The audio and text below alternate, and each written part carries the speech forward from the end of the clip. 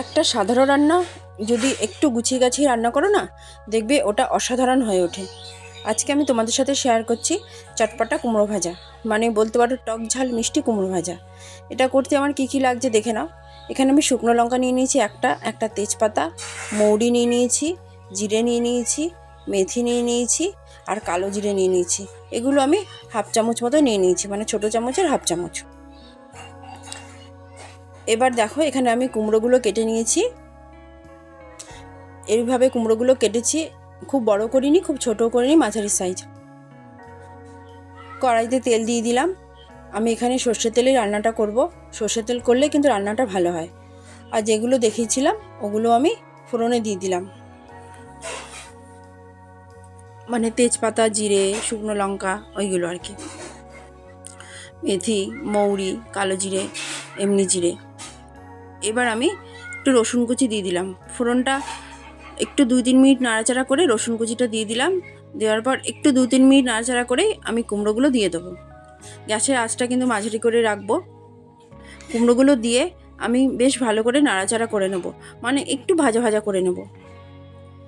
এবার আমি নুন দিয়ে দিলাম পরিমাণ মতন, হলুদ গুঁড়ো দিলাম পরিমাণ মতো, দিয়ে সবগুলো মিশিয়ে নেব কুমড়োর সাথে। এবার ঢাকনাটা দিয়ে দেবো। বেশিক্ষণ না, 7-8 মিনিট মতন ঢেকে রাখলেই হবে। 7-8 মিনিট ঢেকে রাখলে কিন্তু কুমড়োটা প্রায় 70% মতন নরম হয়ে যাবে। এবার আমি ফিরে আসলাম, ঢাকনাটা তুলে দিয়েছি। তুলে একটু নাড়িয়ে চাড়িয়ে নেব।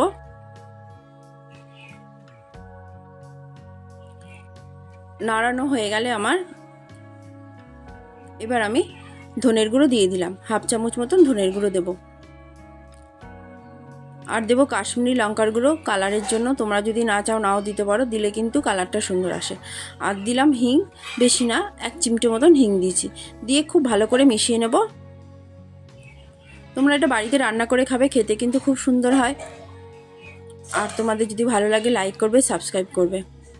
এবার আমি চিনি দিয়ে দিলাম, হাফ চামচ মতন চিনি দিয়েছি। এই কুমড়ো রান্নাতে কিন্তু একটু মিষ্টি মিষ্টি না হলে খেতে ভালো লাগে না, সেই কারণে চিনিটা দিয়েছি। আর নাড়িয়ে চাড়িয়ে নিচ্ছি। এইভাবে নাড়াতে চাড়াতে কিন্তু কুমড়োটা পুরোপুরি নরম হয়ে যাবে। এবার আমি কাঁচা লঙ্কা টুকরো করে রেখেছিলাম 3-4টে মতন কাঁচা লঙ্কা, সেটা দিয়ে দিলাম। লঙ্কাগুলো কিন্তু একটু ঝালই আছে, তাই ঝালটা তোমরা বুঝেই দেবে। দিয়ে নাড়াচাড়া করে নেব। আর সামান্য একটু জল দেবো, মানে ছোটো কাপের 1 কাপেরও অর্ধেক দিয়ে আমি গ্যাসের আঁচটা বাড়িয়ে দেবো। যতটুকু কুমড়ো আর কি নরম হওয়া বাকি ছিল, সেটা এই নাড়াচাড়া করতে করতে নরম হয়ে যাবে। আর একটু নুন দিয়ে দিলাম, নুনটা আমার কম হচ্ছিল। আমি টেস্ট করে দেখেছিলাম, নুনটা একটু কম লাগছিল বলে দিয়ে দিলাম। এবার আমি দিলাম আমচুর পাউডার, পুরো 1 চামচ আমি আমচুর পাউডার দিয়েছি। এটা দিলে একটু টক টক স্বাদটা আসে, খেতে কিন্তু অসাধারণ লাগে। দেখো এমনভাবে রান্না করবে কুমড়োটা যেন পুরোপুরি গলে না যায়, একদম দানা দানা থাকে। আর সাইড দিয়ে কি সুন্দর দেখো তেলটা বেরিয়েছে। আমার রান্নাটা কিন্তু একদম কমপ্লিট।